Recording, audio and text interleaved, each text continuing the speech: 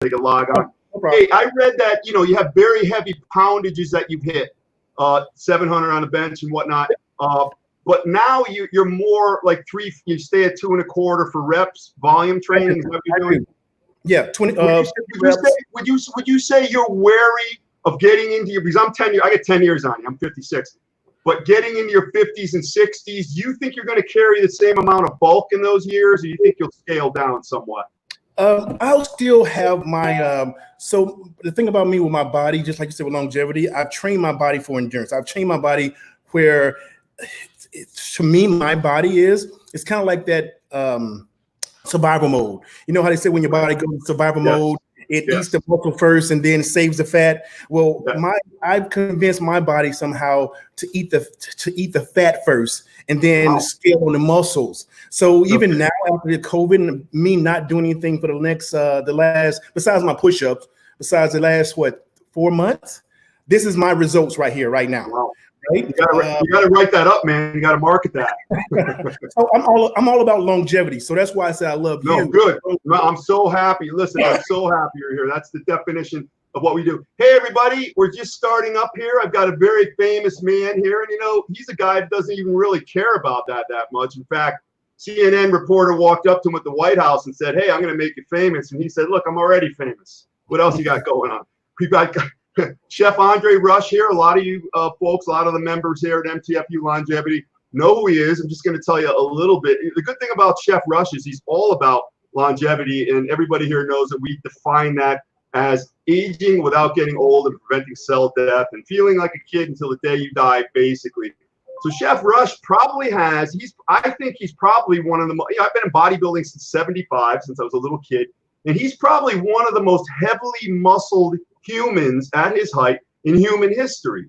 I'm going to put him in some categories here. We're going to do a little category question list at the end, and we'll get to that.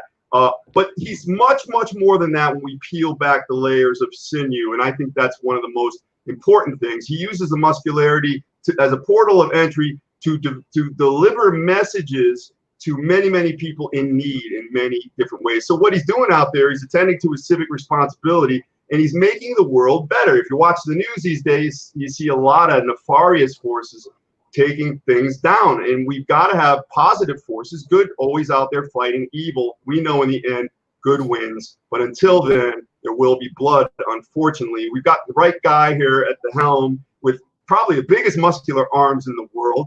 I got a feeling I haven't met you personally yet, Chef Rush, but when I do, I think I'll probably be shocked.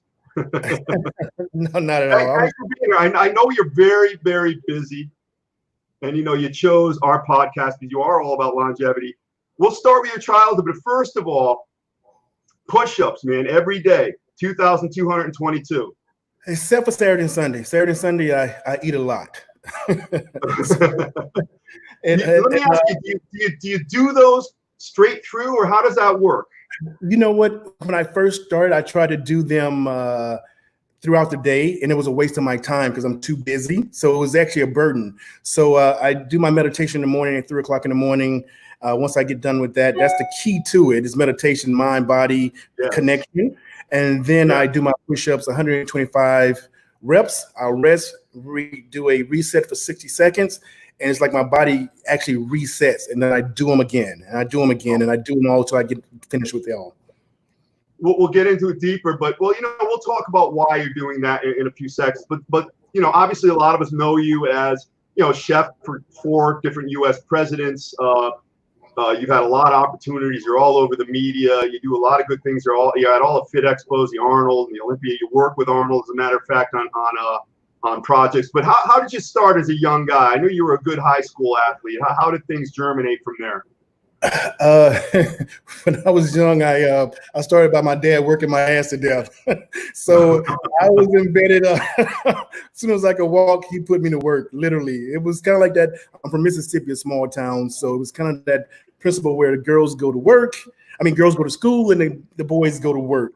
So it was that. So literally, as soon as I could walk, my dad, he did construction for 50 years. Literally, that was where they had all the things.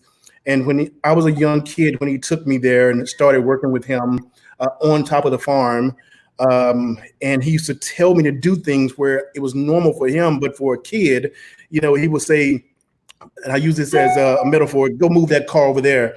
And I'll go and try to move that car, and I couldn't. And he was like, Drake, move that car. I'm like, I can't do it. But my dad was a very intimidating man. So by the time the third time he said, move that car over there, it wasn't anything. I'm moving that car over there. Chef, hold on one second. We have a question. Brady, I don't know what you mean by TM question mark. Tom Reed's stock. What time is dinner, sir? That's all up to the chef, man. If I'm cooking you dinner, I'm eating it. You may not get it. Tom's a firefighter, so we salute him. He's out there doing good. For your service. I like your hat too. There is no magic pill. So that kind of means it's only hard work. You can't get away from hard work if you want to achieve. So this hat, Mr. Schwarzenegger gave this hat to me when he first started with the campaign for Ladder. Really? Yeah. So he sent me this hat. So I've lived by this hat because it has so many meanings to it, not only for like in supplementation, hard work in the gym, hard work in life, hard work in communication, hard work in education, hard work. There's no magic pill for it. You know, people say, well, there's a magic pill, but how long does that pill last? And that's what you're here for, longevity.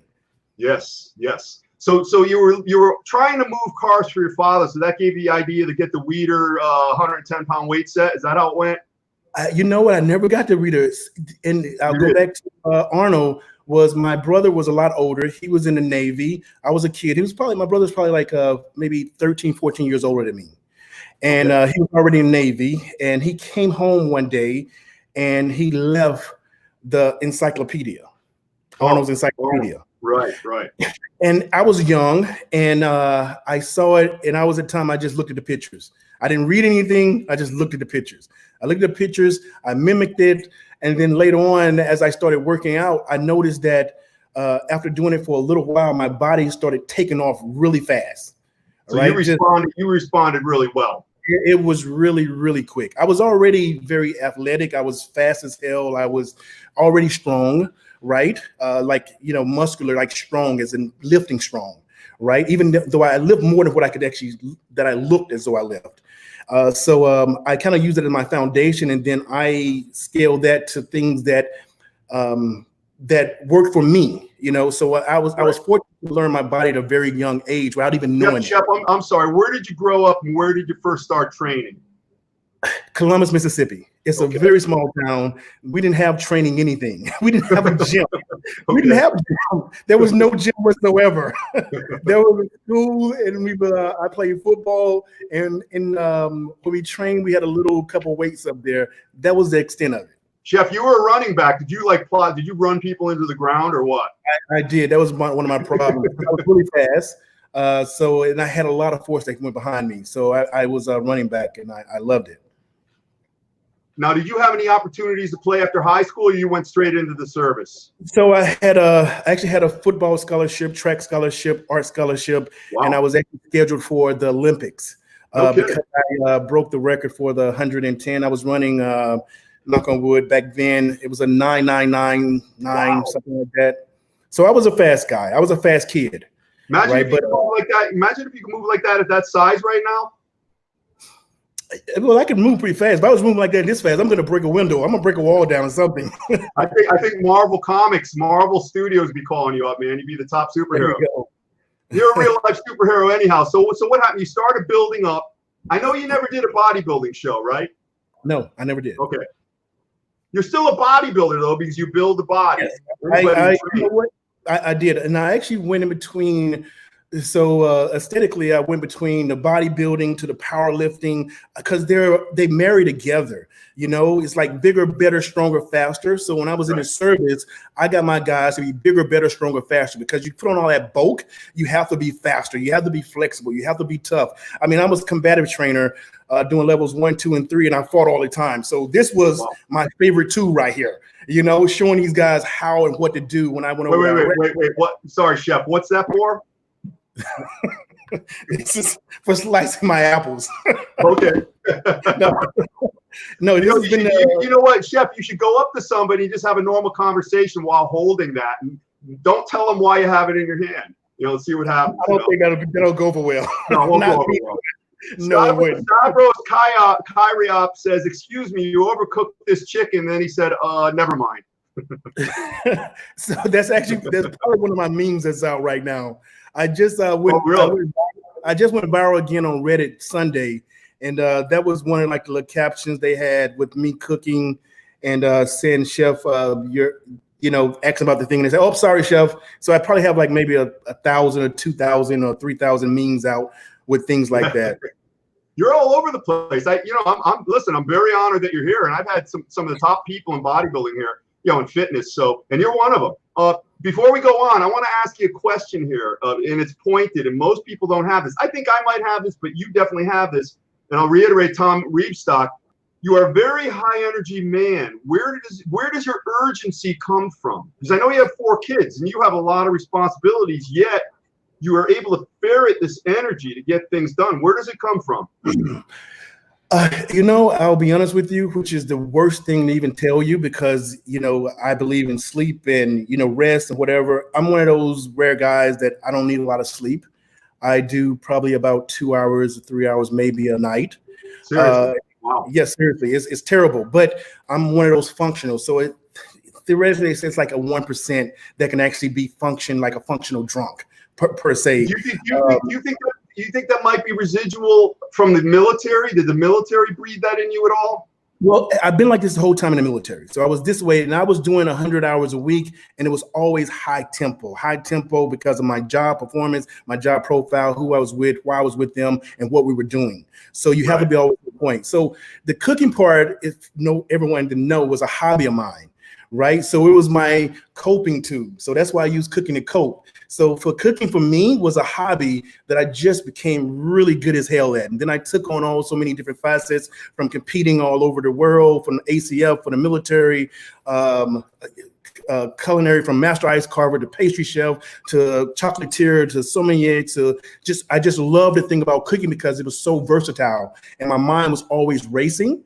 Chef, you do know this, and you may never have been called this, but I'll call you this now. You're a walking iconoclast, which basically means the average person would look at you and say, "Oh, he's probably works on an oil rig, or he probably drives railroad spikes into the ground with his fist." They would never think that you're creating exquisite ice sculpture, So it's kind of like it's a very cool contrast. But how did you start? I read something, and this kind of gets me angry hearing this, but you started in the military, and cooking to you was a hobby, so they put you maybe in the mess hall. Forgive me if I'm getting it wrong. But the guys who went to military school, they're very territorial. Culinary school. They're very territorial. They wouldn't help you, would they? What happened with that? Well, it was a very competitive world back then. I mean, if you don't know, I'm a black man, and no one expected me to be a cook at that time.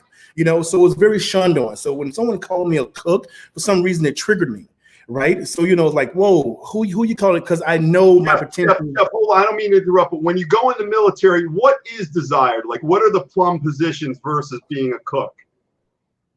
So I could be anything I wanted to be. Right, I wanted to go in something and do something hard. So I was in combat arms, right? So like I said, I've done so many different things.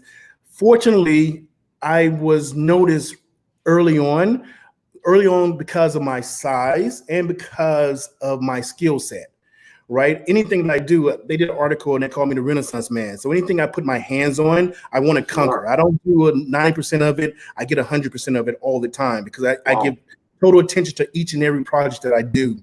And so with the cooking part of it, it just started off doing simple stuff. I didn't know what culinary was with my mother when I cooked in Mississippi. And then when I found out what culinary was, I realized like this is a whole nother level. And a long, quick story short was when I first started and someone was mentoring me, they were showing what I was doing. I was a young private, and he had been in for maybe 17 years. And he was doing these cakes, and it was just taking so long, and my mind was racing. I'm like, this is so boring to me. He left for leave one day. I did that exact same cake he did while he was gone. And one day he came back in, he saw the cake sitting next to his cake, and he looked at it and he said, "Who did this?" And I said, "I did." And I'm thinking, hey, he's gonna be like, "Oh man, you're great." He looked at me and he looked in my eyes. He said, "I'm not teaching you anything else. You learn too fast. Bye." Really? And I thought he was joking, and he never taught me anything else. Wow. Right? Because that's an example of for you. You're an autodidact. You learn on your own, and also the problem there is you see the answer. He was stuck on the question. You were watching that, and you were getting very frustrated. Would that be fair statement? No, that was it. But it wasn't the first time that's happened. That's happened to me many, many times over because I get an advantage. So if you put me in, the reason why, like, I'm in my chef jacket, not only because of pride, and every time you see me, whether I'm talking to corporate, whether I'm talking to kids or the military, I'm always wearing my chef jacket. I'm in black tie affairs with my chef jacket on. It's to remind me that I'm humble, and it's to remind me that don't judge a book by its cover. You never know what's in that book, regardless of the fact. But for me, it's humility and being able to give back 100%. I got into a little powwow with a guy that I grew up with. He was like, "Okay, chef, go make me some coffee, chef." And I said, "You know what? You're the dumbest person I ever met. I'm not the chef making the coffee. I'm the chef that owns the building." Yes. I said, "So you know what you did with him? You topsy-turvied that stuff on him, man. You boomeranged him. He didn't see that coming. He only saw coffee. You saw the building. See, he's stuck on the question. You got the answer. One thing about you, and you're already in the rarefied air, and I think you're going to keep right. I mean, I think you can go as far as you want. You don't need me to tell you that, but I've always said true champions are humble. And the books I've written, the people I've worked with, I've had suggestions of work with certain individuals. But if I know their character is somewhat, I won't work with them if I don't think they're good people and they're not good. I don't care who they are. I'm not saying this in a boastful way. I don't need the money, which is a good thing. I'm not terribly rich, but I'm not in a position where I have to compromise myself. I think I could probably say that about you too. So when did you become the guy? Your reputation started to proliferate in the military as this guy who had some real talent. You know what? I'll be honest with you, I never paid attention to it. It never registered to me until honestly recently, because I never just type associated with it. But I had so many people that like dislike me because of my talent. I've gotten kicked out of jobs because of intimidation from even higher guys, even from my size. Jeff, would you say that's search? And you're obviously very straight up, which I appreciate. This is a no bullshit zone, and I swear very infrequently because they'll kick you off of YouTube if you swear too much. So they took that away from me. Would you say that's pure out jealousy, or people just can't figure you out? Because like I said, that iconoclast, remember that word iconoclast, because you're going to deal with that. You're not a normal guy walking around, and you're not going to change. They don't expect your appearance, your mindset, and your talent. Those three things don't really go together with you in their estimation. So how do you deal with that going forward? Is that alignment? A lot of it's jealousy. One of my mentors said to me early when he tried to boot me out of a job, probably like a year later, 7 months later, he came to me and he said, he apologized to me. He said,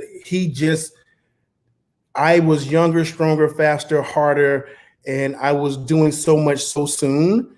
And he didn't want to lose sight of that. He still wanted to be that person. And my answer to him was, "Chef, I'm here to make you look good. I don't care about any of this. It's my job. It's my job to make. I don't care about accolades. Any medals and things that I just passed over and said, no, give it to the next person, or things that when I've never asked any celebrity or people I've ever worked with to take a picture. That's my mindset. I've never like, "Chef, where are your pictures with so-and-so?" I never ask them. Why would I ask them? If they're going to ask me first before I ask them, they're like, "Hey, chef, come over here and take a picture with us." Oh, okay. All right. Because it's a job. My mindset, I can never get into that spectrum where I know the next thing is always the next thing that's coming. So I have to keep going. That's unusual thinking. People have, one thing you cannot remove from the human psyche is self-preservation. So people, whether they know it or not always in a bad way, they put themselves first. But let me ask you this. Would you say this is true, that in your endeavors, no matter money earning endeavors, work endeavors, helping other endeavors, would you say that it's important to put quality first, give more than you get, and if you serve enough people, you take care of yourself just fine? I did that, and I do that, right? I did it actually more so. some of the situations with that is, especially with me and my platform, is I had an overabundance of people asking to give, right? And they will use excuses. So I'm a no BS type of guy. I'm a very transparent guy. And people don't think, like you said, they don't think I know the answers already. So they try to BS me. And that's the one thing that would turn me off. I don't care if you're military, if you're women or kids or whatever. I've had guys where I was trying to do things for kids and they just lied to me because they wanted to get me there, because they were like, he's too much or he's dead. We didn't even talk about monetary things, but they want to just play with me and my emotions towards my passion of helping people, supporting kids, supporting the military, supporting the homeless. And they try to play off of that to try to bring you in and say, hey, we're here doing the same thing. When in retrospect, no, we're not doing the same thing. You're trying to get money. I'm here trying to help people. You see it. I don't come across as a BSer, I hope. No, you don't. That's why I'm here. Okay, good. No.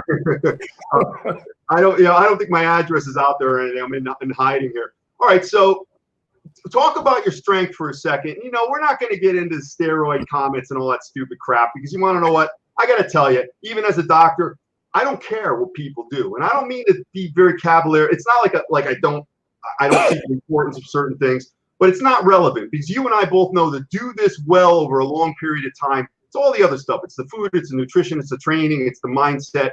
But you've got like a 700-pound bench at like a pretty good, not a real heavy body weight. Some tremendous poundages you've done. Can you explain that? Did you train for that, or did that just come naturally? No, I didn't train for it. You did not. I didn't train for it. I did not train for it. I mean, I was with Mark Bell and went there and I did some podcasts, some YouTubes with him and learned his training techniques and things. And so that, man, if I was learning his training techniques, I could go to the limits and things. But that wasn't my focus because of my job. Mark Bell, the producer, Bigger, Stronger, Faster. Yeah, exactly. Good guy. And even with Michael Hearn, I've done stuff with Michael Hearn. We've done some videos and just had one the other day. And on the use of steroids, like I said, I have a lot of friends that do it. I mean, I'm here in LA now, and not what everybody does it. And I'm just kind of dumb to the fact because honestly, I don't know terminologies. I don't know this and that or whatever. So forth. Not even relevant. Not even relevant. It doesn't matter. I'm still going to support them. And if they're doing it, as long as they're being careful, and as long as they're not bringing it over to my family and kids or whatever and pushing out on people, then that end. But what I have learned that, with the no magic pill thing is that everyone is basically doing it, or they're assuming that you're doing it because they're doing it, even young kids, right? So, but like I said, again, as long as they're taking precautionary measures, as long as they know and have knowledge of it, and as long as they can do that thing, that's on them. With me, I'm just going to keep doing me, because people don't understand that the 25% of the things that I show on social media, there's 75% of the stuff that I do behind the scenes. 75% of stuff I'm doing with COVID-19 that I'm doing on a bigger scale that I can't talk about, that I can't show because of different demographics. But it's not about that. It's just keep moving forward and impact the ones that you can right here that's looking at you. Chef, would you say at the rarefied air in which you operate at a high level, you deal with, highly accomplished people, and would you say to stay there, you have to keep working hard? Is that true or not true? You're going to have to work hard your entire life. You never become complacent, right? Even if I'm on top, I'm still going to work harder than anyone. I'm the hardest working man in the room. I've always been that way. From a kid to even now. That's the one thing that my dad installed in me, that always work harder. Do not become complacent. I bet you probably, I'm sorry. You also probably gravitated to not only being the strongest man in the room, and listen closely, also the dumbest man in the room. You understand when I say that, right? I know it all too well. Yeah. You want to be around people who know a lot more so you can learn. Yeah, of course. And I tell people, even in my business, I don't want people to have the same exact mindset that I have. I want them to have the same exact heart set, right? But we need to be different, but bring everything to the table, because if we thinking the same all the time, we would never get anything accomplished. Chef, talk about your experience in the military. You were in combat, you got injured, and thank you so much for your service. And I'm not just saying that, I really mean it, because I love life. Listen, every day I wake up, it's like I won lotto. You know, you mentioned meditation. I do it every morning. I have crap ruminating in my head like anyone. People think, Dr. Deuce, you got it going on. I go, listen, half the time it feels like I'm in Bosnia getting, beat down or something, So it's not always sunshine and rainbows. But so you came back, and what is it with so many of the servicemen? And you hear about this onslaught of depression and difficulty reinserting themselves into life. Is there a deep sadness, or they're not attended to? I mean, how did you deal with it? And I know that general note, you can take it from there, and what you're doing with the 2,200 push-ups, please. So you are correct on that part. Trauma, and they call it PTS. They call it PTSD. Then was disorder. They took off the D for the disorder and says it's PTS. They say it like that. It comes in so many forms and fashion. So I combat, and I'm an advocacy against. I do my 2,222 push-ups a day for the awareness and prevention of PTSD or PTS or MST, military sexual trauma, or homelessness, or the kids. Because I also talk about anti-bullying and cyberbullying, which is a big thing now with the appearance of social media that spreads so much. It's terrible now. So we have to think about all those things in relation. Even as recent as today's the recent events, I set up something on social media, and it was targeted towards parents and their kids, because the kids are like sponges. They soak up everything, and they have a million times more problems than we had when we were younger.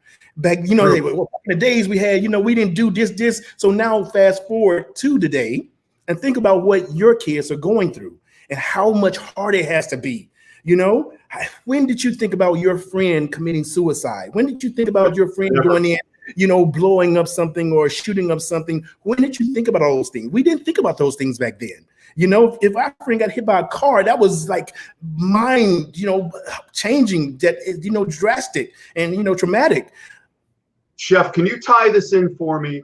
Because I found, and it may not be true with you, but you look at Lou Ferrigno. He grew up in a very tough household. His father was a cop. He used to chase him down the street with a service revolver. Okay. So that'll make you angry. Arnold's father used to beat him with switches, and, he was drunk all the time. That'll make you angry. You look at some of the, look at Kai Green. Kai Green grew up an orphan. Kai Green lived an invisible life. A very brilliant man, too. I like him a lot. But these things fester in the head, and they can either destroy you, turn you to drugs, crime, death, or you can go in the gym and build yourself up. Would you say your experiences in the military, some things maybe growing up, maybe you were discriminated against in Mississippi growing up, an aggregate of all these things made you build all this muscle, and now you wield it for the good? Is any of that true? So I'm going to be very blunt and very transparent. Please, no, we need that. So I will say this to you, just like, and I used today's event with, the people with George Floyd and what unfortunately happened, which was a lynching, in retrospect. Yeah. I grew up in Mississippi, where I had the pleasure, I use the word pleasure, to hear my mother been called the N-word and my father been called N-word and myself been called N-word. Wait, you're calling that the pleasure? When I say pleasure, I'm being very sarcastic. Okay, because no, I got you. Okay. The deal is that everybody uses that word now, especially the younger generation. They call everyone that, and they don't understand what it is. And they say, well, I'm entitled to that because I'm that person. And if it was so detrimental to you that you hate that word so much, why would you even use it?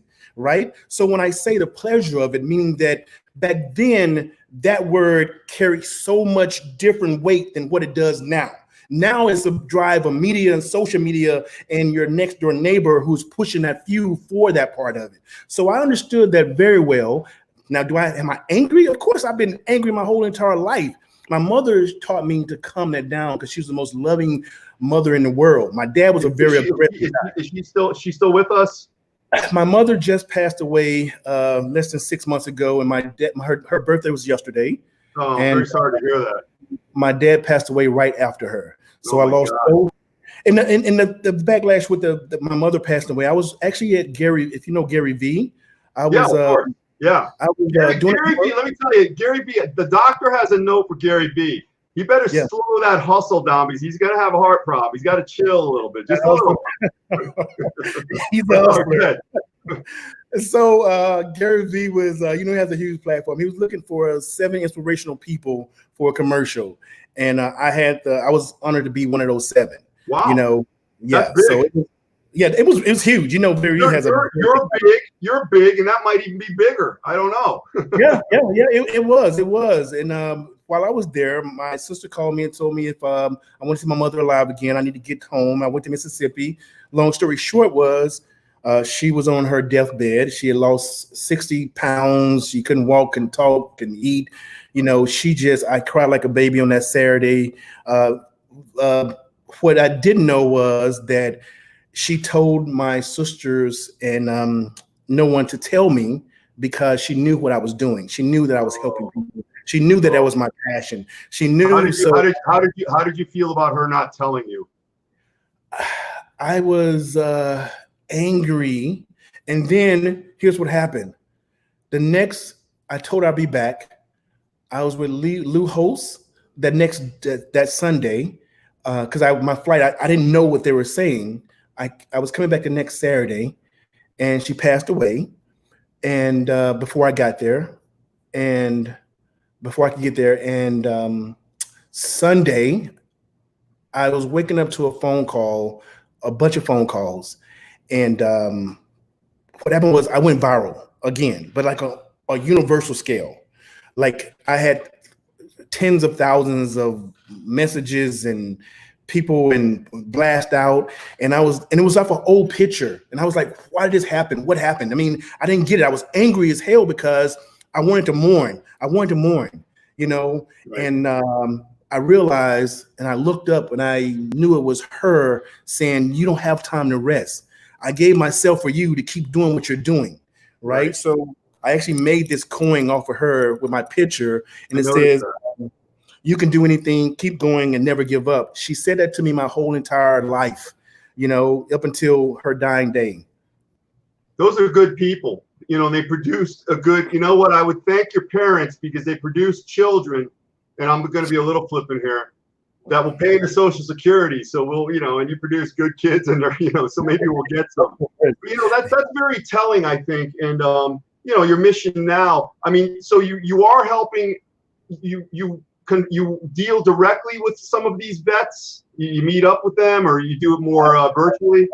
I do. No, I deal directly. I probably speak to about 10,000+ vets a year, right?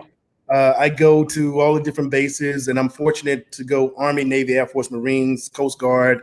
I'll go in, and we'll have different spectrums, especially if it's, you know, for mental awareness. But the one thing that I must do every time I go is my requirement is I have to speak to the spouses first. Oh, because they're the ones that give the most and get the least credit. They're the ones that they're the backbones of us, you know? So you thinking a military vet for their service, or a military member, is the spouses that sacrifice and give every damn thing. Chef, you're very self-aware. And you know, Gary Vee even says the number one thing people lack, self-awareness. They don't really know how they project, and they don't know what they're all about. You're very much on that. Let's read a couple of these here. Gary Miller here, great testimonial. Rush, Chef, this is great stuff for all. Cedric Talley, who has an upper body like Robbie Robinson. In fact, he works for John DeFendis. Okay, John. Yeah. John, in fact, has a little bit of a kinship with you. They flew him out to D.C. years ago to train Newt Gingrich. He helped him lose 61 pounds, so he's got a little bit of a connection. Yeah, you're right. I forget about that. Yep. Yeah, no, you know about that. You know, I don't know where John is right now. But Cedric says, swole, bro, you got the advantage. You, the chef, bro. Respect Dr. Dusa in the building. Well, yeah, I'm hiding, Cedric, from you and John. Dave V says, quite the jug of water. How much water does the chef drink a day? And do you think genetics plays a part in your body, Chef? Do I think genetics plays a part in my body? You know what? I'm not even gonna lie to you. It's something, because it's not all me. You know what? Whether it be the Lord or so, because like I said, this is my small version of myself. And during the quarantine, I've been really, really, really busy.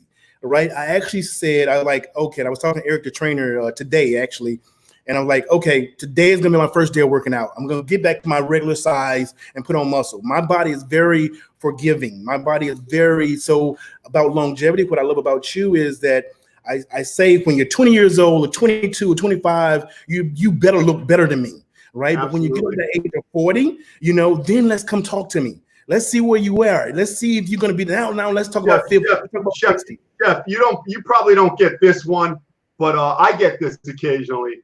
Kid will come up to me. I'm 56. I'm in decent shape. And the kid will say, I want to look as good as you when I'm your age. And I'll say, you don't look as good as me now. I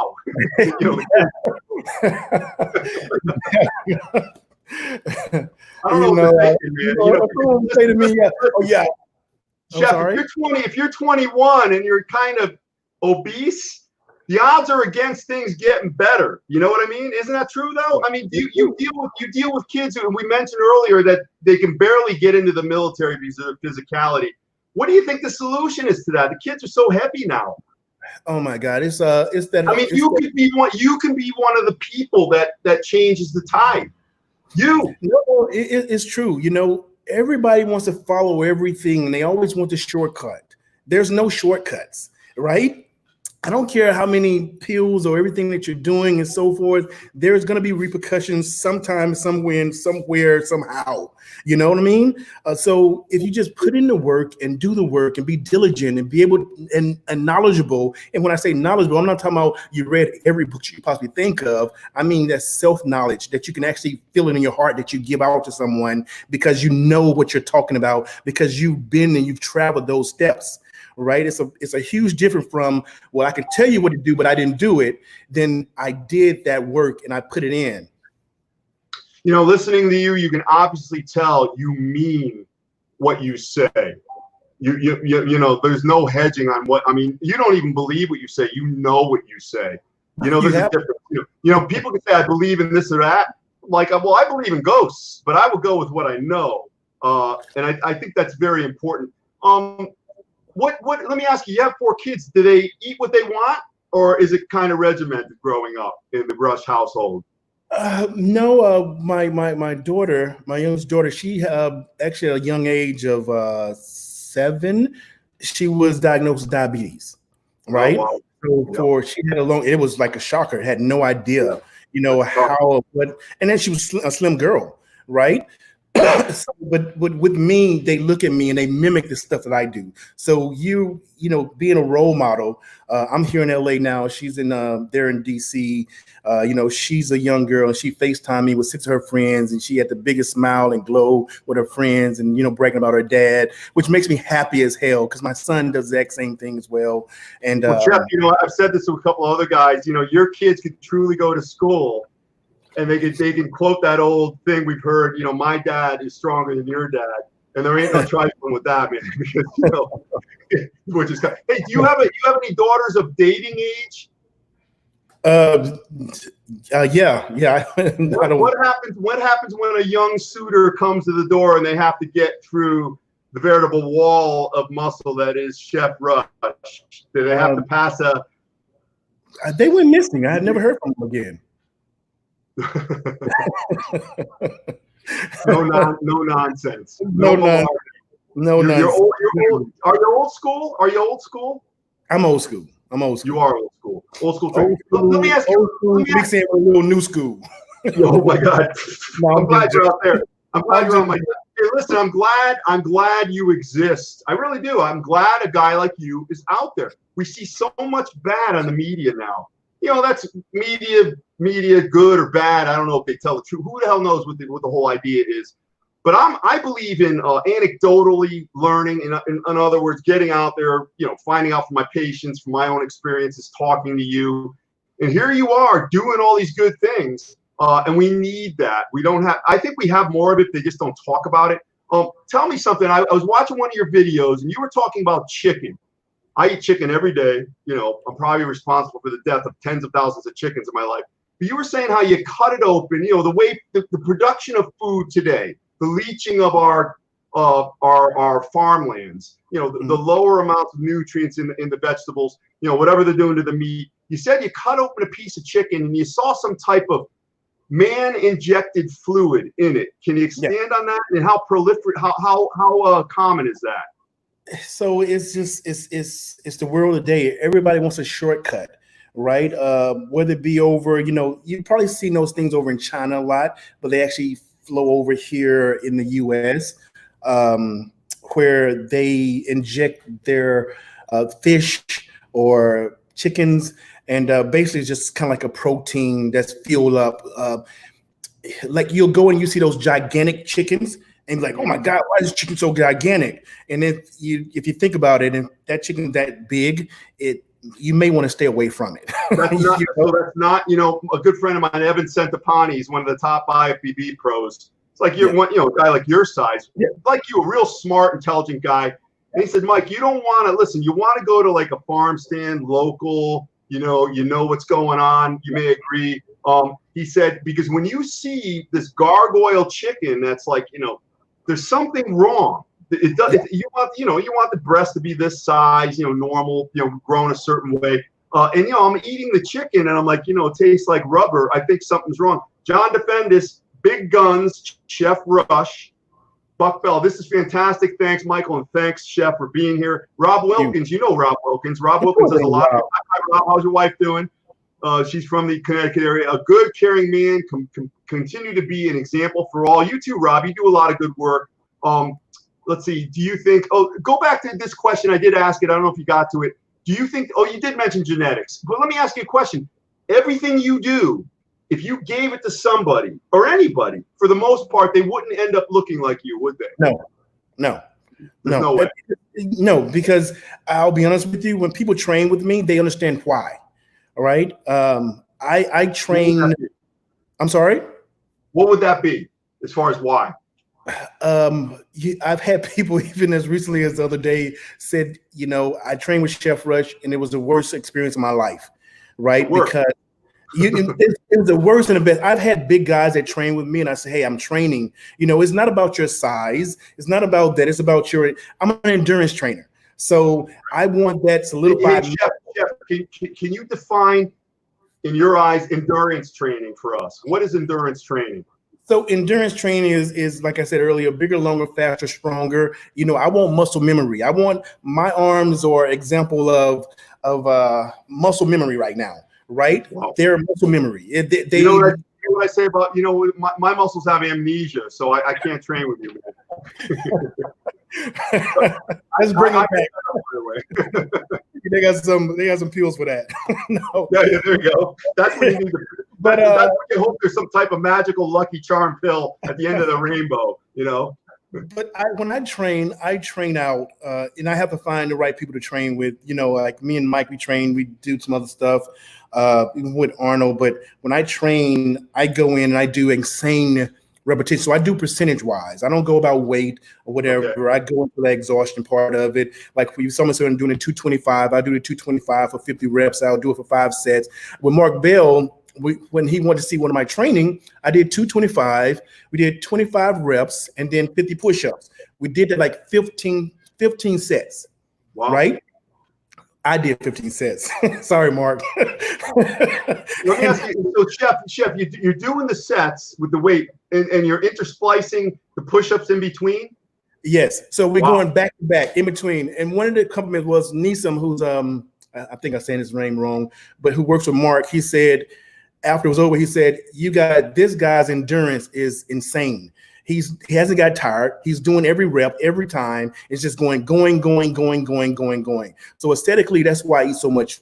I eat 4 whole chickens. I do 10,000 plus calories because my body, I know my body. So I have to play off of that. Sometimes I don't get that way. Plus with the travel, my body is my best friend. And, the people have to understand that. I kind of say it to like, if you're sick, you're sick. If you got the cough, you're going to cough. If you're going to hiccup, you're going to hiccup. If you're going to do things, you got a headache, you go take an aspirin. Your body talks to you in the same way, in the sense of working out. Your body's going to tell you, hey, you may not even know it. It'll say, hey, you need to do X, Y, and Z, or something's going on with my liver, or something's going on with your kidney. Something's going on here. Your body, but sometimes we just ignore it and say, I think I'm okay. I just need to drink some more water. I need to, whatever. But your body actually talks to you every single day. you also understand the quandary of most people. I'd say maybe 70%. They're in such bad shape. They've felt crappy for so many years. They can't enjoy a lot of what you just mentioned because the body no longer sends those signals that something's wrong. And that's the danger right there. See, you have the biofeedback by maintaining yourself as a clean slate. So anything that goes awry, even a little bit, you know, it's an alarm. You got to adjust. You can do that. So you have you taken people? I mean, I know you're not a trainer per se, but have you taken some people who are maybe, will you even bother training with anybody who's out of shape? Oh, I mean, I'm a trainer. Oh, you do train people. Oh, no, I didn't know that. I'm sorry. So in the military, I've trained a lot of people. I've trained my biggest things, even when I've been over in Iraq, Afghanistan, I've trained little guys. And so my best thing that I used to do, I'll tell you this little quick story, was over in Iraq, and I had the support as a PSD guy. We had a gym there, and my general principal would let me host a weightlifting event, right? So you had all these guys over there who were like juicing like crazy. I used to take my guys who were small guys. Wait, they were juicing like crazy? Yeah, it's over in Iraq. You know, it's fine. Hey, yeah, listen, you know what? Here's just a quick story to intersplice in yours. Good friend of mine, we always talk, and I always tell him, listen, if I'm ever on my way out and I find out, just for the hell of it, I'm moving to California and I'm doing the Yates protocol. He goes, well, Yates protocol? I go, well, yeah, Yates was the biggest, so I'm going to do everything he did and find out how big, and then big cough, and then I'm gone. And I'm joking, but maybe those guys over there, they're like, the hell with it, right? Yeah, no, it is, because now it's like, who can get the biggest? Who can be the biggest? It's about size, whatever. But I taught my guys, they were small guys, literally small guys. So I taught them endurance. So I trained them for a few months. We did a competition, and it wasn't about how much weight you can do. It was about how many reps you can do. Let's do the reps at 135. Let's do it at 225. Let's do it at 315.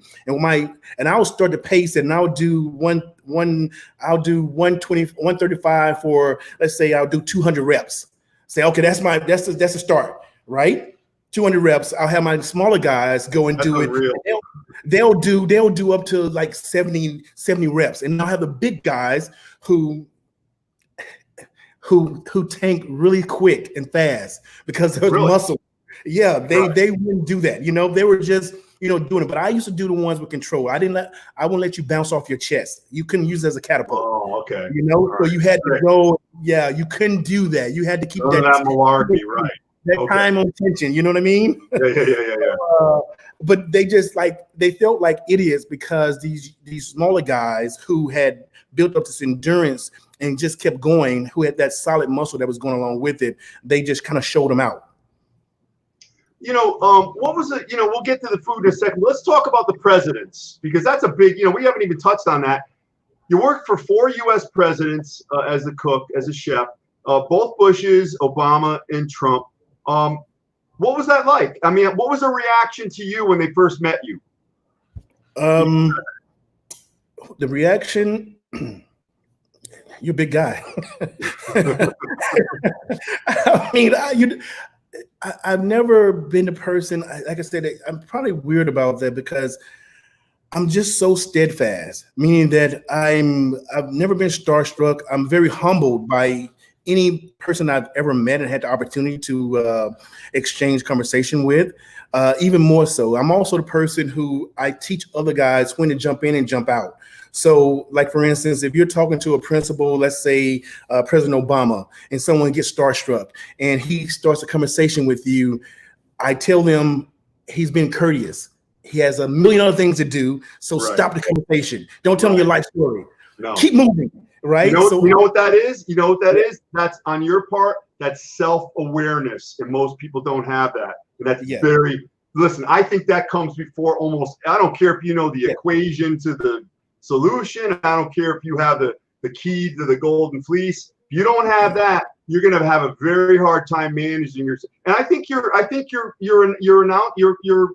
much putting that forward. You have that, and it's very and that's, again, that iconoclast thing. People don't expect that out of you, to have that type of countenance, and I think that's a very powerful tool in your toolbox.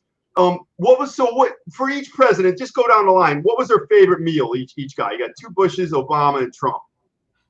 You want me to be honest with you? Rob Wilkins know this. Me and him do a lot of things. We do a lot of traveling together. We're in that same world. Who's that? Rob Wilkins. He's one of my best friends. Rob Wilkins. Yeah. So like those memes, anything that I cook them, they better like. Really? Yeah, you better like. I believe you. Oh, I'm serious. Would you create? Because I've read that you would create something new out of things that I saw one thing where you would take. So I'm a creator. You grilled watermelon with some type of prime rib. Yeah, Never heard of it. Even over in Iraq, I used to go and find local stuff, and I would just literally just pull stuff out and just make a gourmet meal for our little team. And they would think, when they first started doing it, they would think it was brought in from overseas or something. Really? That we had this stuff in, because it was just my stimuli. It was my nature. And I'm also I love so when I was younger with my mother, the thing I love about that being the hospitality and that comfort food, I would love that conversation when everyone came and we sat together. I hate the way it is in some of the restaurants now where you're not enjoying yourself. It's all about everything else. You should enjoy the food and the company all in itself. The food should have different flavor profiles, aromatic, it should be its own platform, and then everything else should come around with it. Dude, you gotta have a show on the Food Network. I don't know why you don't. Someone tells me you don't care whether you have one or not, though. I'm doing a lot of things right now. I'm doing a lot of shows that people come to me with. My advocacy is first, of course. And you said something earlier, right? But the truth of the matter is you have to feed yourself before you can feed everyone else. Yes, right? Yes. I can exhaust myself. I can exhaust myself with everybody else, because a lot of times people be selfish and they won't give you anything but they can take all the time.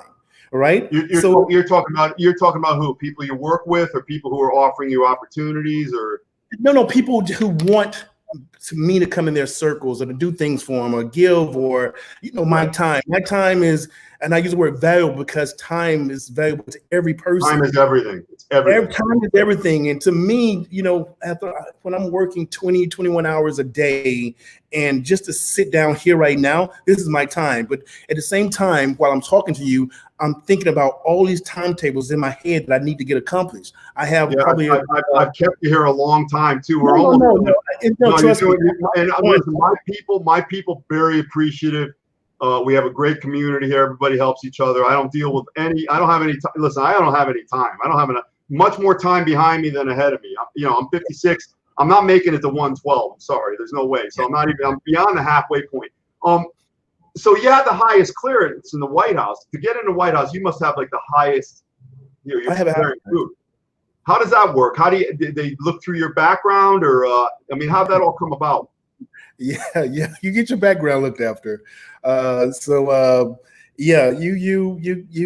look after your background. It has to be squeaky clean from everything, from seeing if you would be a person that'll be a terrorist, to a spy, to stealing information, to selling information, to your credit score, to prison, to anything that you did is scrutinized to death, right?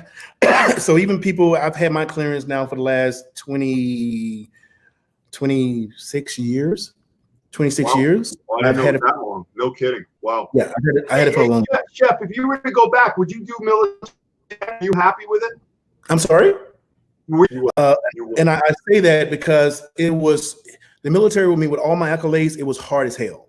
I didn't have the best time in the military. I had hard times in the military. I've dealt with racism. I've dealt with jealousy. I've dealt with envy. And a lot of times I was alone. It was me alone doing everything myself. It didn't stop me. It didn't waver me. No matter when that situation happened, it was that situation. I moved on to the next. I didn't bring that situation with me to the next thing. Chef, let me ask you something. And this ties into what that general told you about seeking help. Were you alone or lonely, or combinations of both, or each of them at different times? Because there's a difference between the two, as you know. You're a stranger in a strange land, thousands of miles away. You're with a unit, but like you said, you're alone, lonely. How do you handle that? No, I was most comfortable there. I was okay with that. I'm an intro extrovert, right? I know how to go out and communicate. Right. If I can get a chance, I can go in the woods and sleep on the ground and take my little knife and cut up some food, and I'll be okay. There's that knife again. Okay. But at the time I was angry, right? At that time I was a big guy, and I was becoming very aggressive. He saw that. I had just left Iraq with him this last tour. I think we were there for like maybe 16 months or something like that. Wow. Yeah, 16 months. And it was working every day, 7 days a week, maybe like 18 hours or so. Chuck, forgive my naivety or ignorance when I ask you this, but when you're there for that long, when you're going about your day every day, are you wondering whether you're gonna, forgive me, get shot or killed, or do you think of that every single day? Well, again, it's self-awareness. I mean, you always have to be aware, but if you think about it every single day, if you're not in that position to have something happen, when those sirens go off, I mean, of course, that's when you have to go on your alert. But I'm pretty calm. And the thing about that is, with being calm, that energy transfers to other people. Like you just said earlier, I don't want to be around negative people. Yeah. I don't want to transfer, and I don't want to receive negative energy. Right. So that part is hard to me. I can't do that. And just like when I go out, I feel, and I have to deal with so many different people. And I tell people calmly, being positive is easy. Being negative is easy. Being positive is hard as hell. I feed off of positivity 100%. I feed off of negativity 1,000 times more, because it's so prevalent. I have to, because here's the deal. Once you go outside, you say, well, my circle is small. I don't care how small your circle is. My circle is huge. I want to be huge because I'm getting bigger, and I want the right people to be inside my circle. But the thing about would it be right to call that your sphere of influence? That's what I call it. Your spirit. Yeah, I even love that more so. But people think that they can kind of keep out the negativity from their world, because once you leave out these doors and go into your car, somebody blows at you, gives you the finger, it just will take you into a spiral, where you just blow up, because you can't control that. But if you just think about what that person is going through, we may have lost, even if you make up something in your own head and your conscience. I do it a lot. So I get trolls sometimes. I get people coming in negative. I had a conversation with the guy who asked about my legs, and it was a great conversation, right? He's Mike Sukolowski. He's a good guy. Yeah. No, he's a great guy, because he asked me to friend me, and I actually friended him because I know he's a great guy. So we had an intelligent conversation on that. He doesn't know me. He doesn't know what I'm doing or how I'm doing it. The same way I didn't know he was in the Marines. So I think not to keep patronizing you, but you're muscular and very, gigantic. Frank Zane said it best. He's one of my mentors. He said, if you become 40 or 50 and the whole game is still, the end game is still the 400 bench or the 18-inch arm, you kind of miss the boat.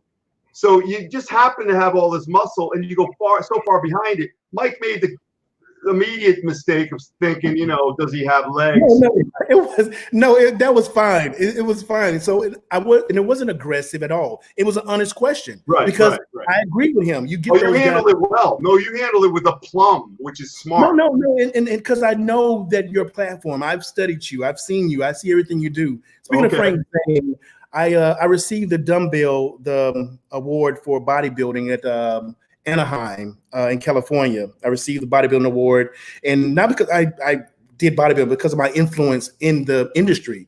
Right. And Frank was giving out the award. I had met him. His guys were giving his book. They said, "Hey, has Frank seen you yet?"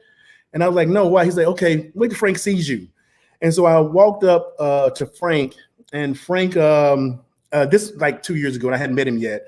And he was like, I turned around and said, "Hey, Frank." He's like, "It's Chef." And Frank looked at me and said, "Oh my God, you have the biggest arms I've ever seen in my entire life." And I was like, "Whoa!" And he's seen them all, man. He's seen them all. I was like, "Is Frank okay?" I was like, it was very humbling, because I was like, my arms was not that big, but okay. Well, but he was great. Going back to, I just want to talk about food a little more. Your own diet, as far as what you do. I read that you eat 4 chickens a day, and I'm not shocked at that. But is that interesting? Is that spread out throughout the entire day? And are you doing that right now? I mean, what's an average day's eating right now for you? I do. I eat a lot, actually. I eat a lot. So I'm probably at. Is it okay to ask what your food bill is each month for you? Oh my God, it's terrible. But you know what? I do have some people that support me. You know, I have Todd from Icon. Good. Yeah, they've been great. I've met them. You've got some sponsors. That's good. Yeah. So they've come over and sent me a bunch of food, but still doesn't matter. I still buy my four whole chickens. So I spend maybe about in a week, maybe about 300 or so a week. Wow. Right. So I'll do that because Chef, is eating. Do you enjoy eating, or is eating a chore? No, I'm a chef. Damn it, I enjoy eating.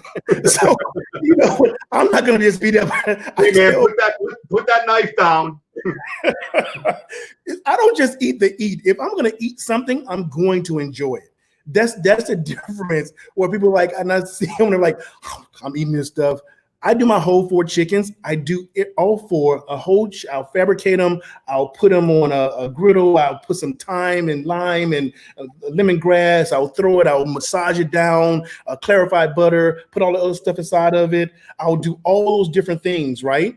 And then kind of go on with it and do all of them each differently, and they're just perfect. Chef, I already know that if something is posed for you to do, you'll get it done. But I have to ask you this.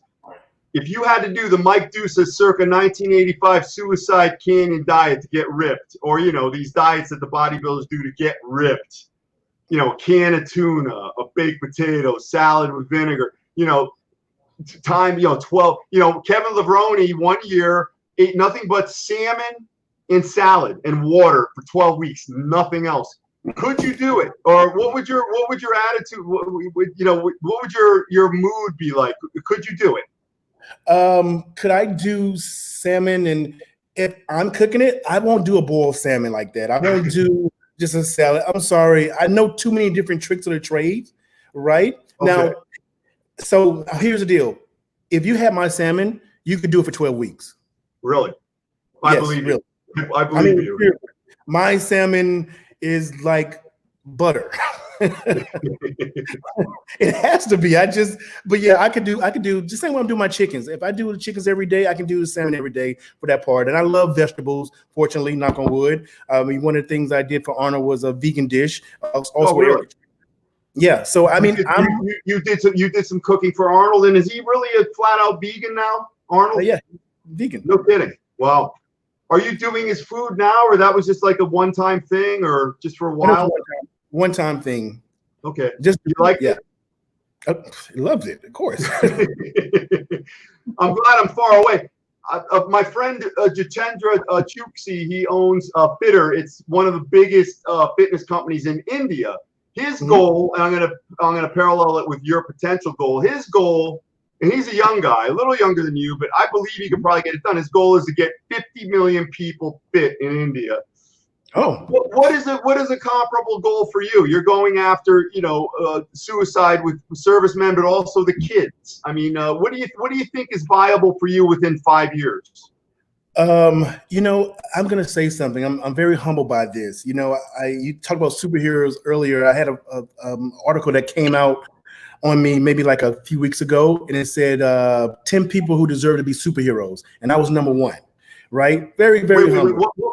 What publication was this though? No, you have to tell us this. I think it was I have it on here. I think it was like BuzzFeed or something like that. Oh, cool! Wow. Yeah, and I get these. That's pretty mainstream.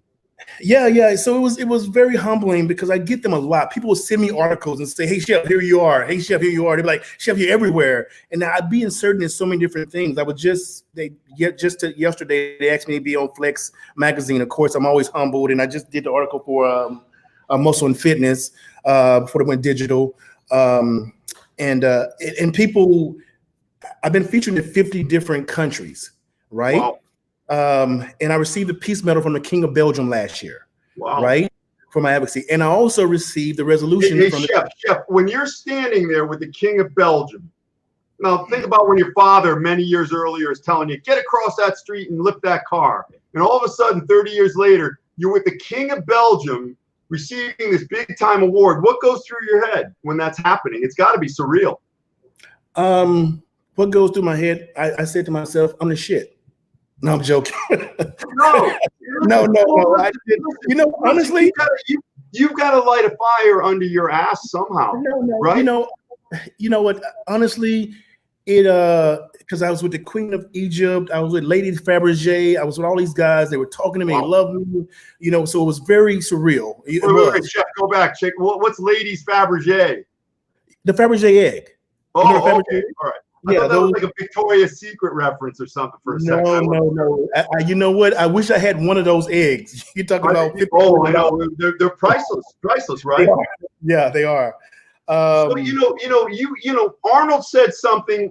One of his goals, and I think you don't need me to tell you any of this. I assume nothing. You're already expansive around the world, contacts, people around you, good people. But I will say this, Arnold. There's a parallel between you and Arnold, I think. Because I'm a marketer, it's what I do. Arnold said when he was younger, his goal was whenever a person, what they told him in Hollywood, your name is too long, we can't understand you, and you're too big. He said, they only need my first name, they're going to imitate my voice, and everybody's going to want to get developed. And he was right about all that. But he did say, anytime a person touches the dumbbell, I want them to think Arnold.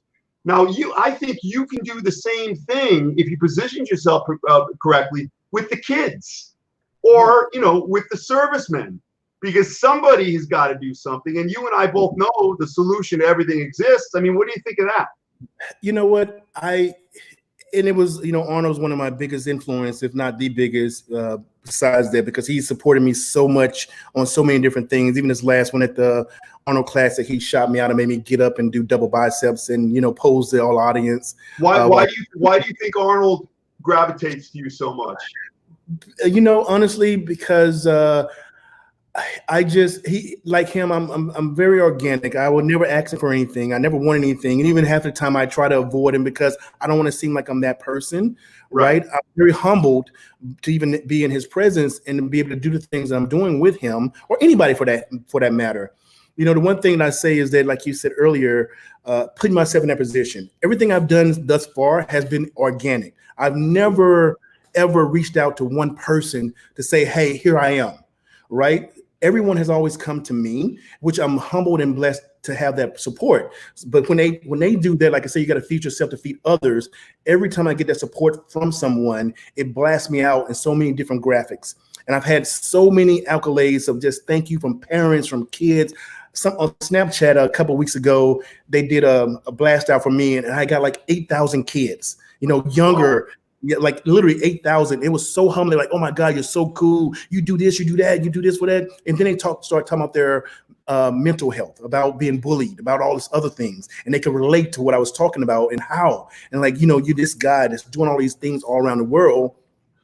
And so with that being said, Jeff, I'm going to stop you. This is going to sound nuts. Okay. When you were a kid, and also when you got into the mess hall and you were the new guy in the service, and cooking was a hobby, and you had these guys that went to culinary school. When you were a kid, and then were you in any way bullied by any? You were, even the guys in the military, despite your size. But let's forget about that for a second. So here's a funny story about that. Right, I was very strong when I was a kid, and I was always the one. And kids knew that. I used to have kids. Didn't you bang out like 350 when you were 13 or something? 315. 315, right? And believe me, it was sloppy. It was I didn't know anything about anything like that. Of course, yeah, who cares? But I used to have bigger kids come over and wrestle me because they wanted to see how strong I was. Just come up and wrestle you out of the blue. Yeah, other kids would tell me, like, hey, come and see Horace. They call me Horace. They'd be like, come and see Horace. You got to wrestle him. You got to, seriously. I mean, I'm not talking about like 1 or 2 grades up. I'm talking about high school kids that would come over. And I'm like, yeah, like I wrestled a high school coach when I was in like 6th grade. And he couldn't take you down, right? You were on. He couldn't take me down. Yeah, I read that. He couldn't take me down, and I kind of felt embarrassed for him, so I just let him take me down. right? Shit, what the hell, right? How pragmatic of you. But one day I was getting bullied, and my mother said to me, she said, if you get bullied one more time, he said, just hit them, right? They'll stop, right? And she's not a violent person, right? But she knows, like, because I'm like, oh man, I'm just tired of these kids coming, you know, and I'm just letting them bully me. Chef, I got to ask you, I'm sorry to interrupt. Did you go to a black and white school? Was it all black, all white mixed? It was a black and white school, but it was a very small school, very small demographics. Okay. Were there issues with that? Issues with that when you were growing up? You know what? Back then there was a separation. There was. I mean, of course, there was a separation. Of course, you knew it was a separation because blacks hung with blacks and white hung with white. You had that few of those ones that kind of intermingled. Yeah, but straight up, a kid like you, even though you're African American, you know, with your dynamics, I think people wouldn't gravitate to you no matter what, regardless of the color, because you know you're stronger than everyone. I mean, you know that sometimes leads to popularity. I was also a very shy kid. Oh, no kidding. Really? Yeah. Okay. I was overly shy. I was very to myself. I wasn't a jokester. I was very, remember, we didn't have a lot of money. I went to work. I had the same shoes on for 2 years. You know, I had the same clothes. I was helping my parents. Even if they had $1 million in the bank, I still would help them. You know, that's the way I was taught, right? That's the way I was raised. It was when I say selfless service and servitude of giving back to others, you know, and my parents was part of that whole equation. And so when I got bullied one time with the guy who was doing it, it wasn't even bullying me. He was jumping on, we had these clotheslines, and it was my mother's clothesline, and it was ringing because we hadn't hung our clothes outside. We didn't have a dryer, and he was doing it and he was breaking it down. And his big brother was there, and I told him to stop. And when he didn't, I hit him one time. It was really quick, really fast, right there in the stomach, and I broke a rib. Wow. Right? And it was a little hit, right? And he came over and he fell to the floor and he looked at his brother. He couldn't breathe. His brother said, he told you to stop, right? And I just, like, it was nothing, and I walked away. Were you scared that you did some damage or? Nope, not at all. I literally just walked away and like nothing happened. And I bet you he was your best friend after that from now on. Oh yeah, he was my best friend. Everybody was my best friend. So growing up, okay, and you went through the service, the military. Are you still involved with the White House now, or are you done with that now? You retired 4 years ago from the military, correct? Not quite 4 years. Theoretically, I retired officially last year. Oh, okay. And you were a career guy. What was that? What's that mean? 20 years? 20 plus years, yes. 20 plus years. And what branch were you in? Army. Okay, you were in the Army. So training now. I'm sorry. No, I said, but you'll never hear me say just Army. I always say Joint Forces because I support Army, Navy, Air Force, Marines, Coast Guard. Good. Are there division between the different branches? It's a fun rivalry, of course. You know, everybody wants to rep their branch and their service, but you know, like you being a very smart person, you can't just rep your one branch. You're going to exclude other people. When I first Rob Wilkins would know this. When I did my first article for Army Military Times, Army Times got it, and then Marine Times, Air Force Times, Navy Times, and Coast Guard Times, which is a big thing. I'm an Army guy, right? But it all had the same message. You know what I mean? So because you were such a paragon of goodness or a good example for everyone. Yeah, I wasn't talking about the Army. I wasn't saying, hey, the Army is this, the Army is that. I'm saying we are a community. We are service members. We are everything. You know, one quick story, which is very pathetic on my behalf, but you'll laugh. Back in 1990, when I got out of school, I had a bad injury. I hurt my leg very bad. I thought I was going to lose my leg. I was on crutches for a couple of years. I didn't know what to do. I couldn't practice. So I said, let me join the service. And down in New Haven here in Connecticut, they had the facilities were right in a row: Army, Navy, Air Force, Marines, right down the street. It was very strange. So I'm walking on my crutches. I go into the Marines, and he goes, "What the hell are you doing in here?" I go, "I like to see if I can join up." He goes, "What's wrong with your leg?" I get this nervous. He says, "Get the hell out." So each guy, they're telling me, what was I thinking? I'm going in there. I'm not able-bodied, but I was so depleted and down. I just thought I'd mention that. It was one of the dumbest things I've done. Question here: give us a tip, a tip that comes to mind for cooking that will help us knuckle draggers? What's one of the number one tips you can give just for a person living alone trying to cook? Living alone trying to cook. Do they know how to cook, or they just want a tip for cooking? I think he doesn't know how to cook. Okay, so one thing, make it exciting, make it an adventure, right? Meaning that your cabinets or a whirlwind if you have stuff in your cabinets and you don't know about it. What I like to do, when I get my guys together, I'll do what's called a mystery basket. They'll just bring out a bunch of food and they have to create something out of nothing. They don't know what it is because there's not a recipe for it. But if you can do that in reverse, you'll go to your computer or your phone and Google something with that menu, that particular ingredient in it, and then make something out of it. Find out the nutritional values of it, find out about the label reading, find out if it helps with being holistic, whether it's medicine, whether it's helping, brain function or kidneys or hypertension or bodybuilding, meaning protein or, foundation. So I do everything that I do when I do my cooking, it involves that holistic platform and also in that healthy ass. So it's so much better. So like Frank Zane says, healthy food can taste good. Yes, healthy food can taste great, and I'm an advocate of that. Matter of fact, are you a better chef or a better ice sculptor? I'm a better everything. I'm not gonna lie to you. How did you learn that? And is that very costly? If I want you to come to my event and carve like a cowboy riding a horse from the a Charles Russell reproduction, I mean, what does that take? Is that an all-day affair, or how do you even do that? Not for me. I'm pretty good and proficient at it. That's what master means. I can do it really quick and really fast.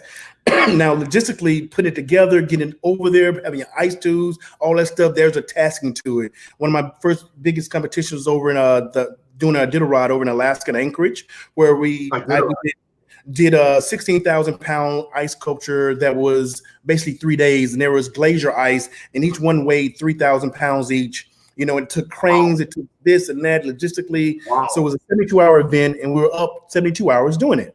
But the end result. They flew you out there to do that? Yes. That is so cool. When you're starting that, are you a little nervous? Like if you make the wrong move, can you split the whole thing and it's like done? There's no wrong moves. I mean, but yeah, you can do that. But you don't think about that because the ice on it, in some scales of it can be very forgiving. In some scales of it, you can just mess up and that's it for you. That whole 72 hours is a waste. You're getting me upset because you're so motivating. I want to go train right now. My gym is closed. So, listen. Let's go train. David Bachman is asking for a meal plan. You're asking for too much, Dave. It doesn't work that way. But thank you for being here. Hey, I got 5 questions for you, our rapid fire questions that we do. Okay. So number 1, and you can give us a long soliloquy or just a quick answer, whatever comes to mind. I got you. Who cooks a superior souffle? The cook-off versus chef? Would it be? Let me see. We're not going to go with Guy Fieri. He was kind of. I was just joking when I mentioned him. But Chef Andre versus Robert Irvine. So I know Robert very well. If we did a souffle cook-off together, I'll go and smack a souffle and make it fall. Is there anything? Well, no, seriously. What is your specialty? Do you have a specialty? Yes, I do everything. I knew you were going to say that. That's good though. Listen, you are unflappable. I'm trying to think of these thesaurus words. You cannot be daunted. It's just amazing. You're impervious. You're like Teflon, man. Well, I'm gonna tell you one quick story. Since you said that, when I first started culinary and I didn't know anything about it, and I went to my first competition, and it was like a live competition. So it was me with, let's say I had 1 year experience. I'm sorry, not even 1 year experience. Let's say I had in equations 6 months experience, and I went up with someone who had 18 years of experience, who has done it over and over and over again. So I'm up against this person, and I know that he's going to win. Everybody knows he's going to win. I look over at him and I say to him, and I'm a young guy, he's an older guy. I said, "Hey, you ready to lose?" And he looks at me like, I'm not ready. I said, yeah, you ready to lose? And he was just like, who's this guy? What are you talking about? I said, you're going to lose terribly. I said, I'm just sorry, you know, it's going to happen. Did you have the arms hanging the whole time? I had the arms, of course, right? The arms are always there. Okay. After it was over with, you know, of course, he won. And I walked over to him and I said, hey, told you were going to lose, right? And he looked at me like, so to me, it's a mental game. I have to always be on that level where even if I lose, I still win. When I said if I won, your pal Arnold tried that plenty of times. He would go up to somebody before a show and he'd say, hey, are you sick? Did you lose weight? You know, the guy's at his best, you know. Arnold and a guy named Roger Callard, who's a friend of mine on here, he told me they used to go to parties the week before the Olympia that they were competing in, and they'd go in and into the party, they'd eat cake in front of everyone. You know, they got the contest for 5 days. They'd go outside and they'd vomit it up and they'd go back in like, you know, that's that spike right there. I don't see anybody vomiting your food up because it's so good. Number two, your strangest request for a meal or snack by any U.S. president. Strangest request. Something that's way, way, way overdone. That's a strange request to me. Overdone as in overcooked? Yeah, overcooked. Really? Overcooked. Okay. Yeah. Strange. And here's something, a military question. Are MREs, for people who don't know, meals ready to eat, I think, are they healthy or even edible? And what would you do to improve them? So I actually had the pleasure to be on the MRE board where we had to taste over in the Pentagon and taste the meals that was coming through, work with the team for the MREs. Of course, MREs have changed over the years. They had a calorie intake, you guys are like this, if you're about bulking, it's almost 4,000 calories, right? Yeah, they were heavy. That's unreal. Yeah, it was unreal. For that one MRE was 4,000. Now I think it's down to the normal FDA, which is 26 maybe, or maybe even lower than that right now, because they're trying to focus on. That's considered one meal, right? Is that one meal? Yeah, that's one meal. Why do they do that? Because maybe you won't get another meal for a couple of days or something? Is there a reason behind that? That was it. It was for sustainment, you know, because it was in those high tense situations, right, where you may not get a meal, but you had to have that through that longevity. Right. Well, that makes sense. Yeah. Here's a question I was waiting to ask, because elements of you remind me of all three of these guys, and they're all coming on the show, by the way, except for one who's deceased. God bless him. Who would you choose for either a training session or training partner out of the three? C.T. Fletcher, Ronnie Coleman, or Michael Clark Duncan? Oh my God. That's a tough one. So I know CT, and CT has been trying to get me to come down to the X gym for a while. And every time I was supposed to come there, because I wanted to do his challenge where, you know, he does the drop sets and just keep going. That's my lifestyle right there. I mean, CT is just motivational altogether. I know Ronnie Coleman, of course. I mean, if you want to talk about now, you know, of course, Ronnie, he's not as mobile as he used to be. Right. So it would have to be CT, because CT is still in there just like pounding and grinding, and, you know, still your MS your last set. So yeah, of course. You know, CT is like heart transplant, nothing. I'll be back in the gym. I know. You know, he's like, okay, hold on, my heart's going out. I'll be right there with you. CT will be laying in the bed in the hospital, just pull the IVs out, and walk to the gym. Let's keep going. Yep. You know, I'll be say, well, what? What do you mean hard? It's going. All right. So final question here for you, and you know, this is kind of a weird one because I don't know if they could be independent, but I'll ask you anyhow. Strength or size? And going forward, what do you hope to maintain in your physique in respect to longevity? So which one would be more effective or you personally? Or which one would someone like to have? I think what you've been saying, the way you're training now with higher reps and different volume, I think you're trying to train, you're mixing them more, aren't you? Yes. As far as a combination of both strength and size as opposed to just, I mean, do you think you're heaviest? You've been close to 300, right? No, I've been over 300. I've been 315, 317. I'm just going to tell you, my friend, my brother, buddy, I don't see anybody 80 years old weighing 300. So, you know, obviously, whether it's muscle or fat, you know, you don't want to be, you want to scale. Would you say you're going to scale down as you get older? No. I'll scale down, but I'll still keep, with your body types, ecto, meso, or whatever. I'm still going to keep that natural size. I still want to have that curvature, that striations. I still want to have all that where it gives you the appearance. You can be in 150 pounds and still look massive. Oh my God, this guy did it. You know what I mean? So I'm going to keep that, and you want to have that strength because you still want to be able to, be smart about it, your mobility, your flexions, your elbows, and have all this stuff going on. So it's that point about where people trying to hold on to that size, but they're hurting themselves. Yeah, that's chronic pain. It's bad enough it'll change your personality. So we got a few people are thanking you now. You're very driven, sir. Thank you for your service. I waited for this all day. Hope the chef comes back. I'm sure he will. And Joe Marino. Hey, chef, what's up? Joe Marino's out your way. He's training in your gym, I think. You know Joe? Of course, yeah. Joe's a good guy. He's a really good bodybuilder back in the, he's still good. Still in really good shape. He's older, though. And, listen, I don't care, man. The sands of time pass. You're not going to be the same as when you were in your 20s. I mean, I think, like we say with longevity, and you're a proponent of that, and I thank you for that, and I'm happy for that.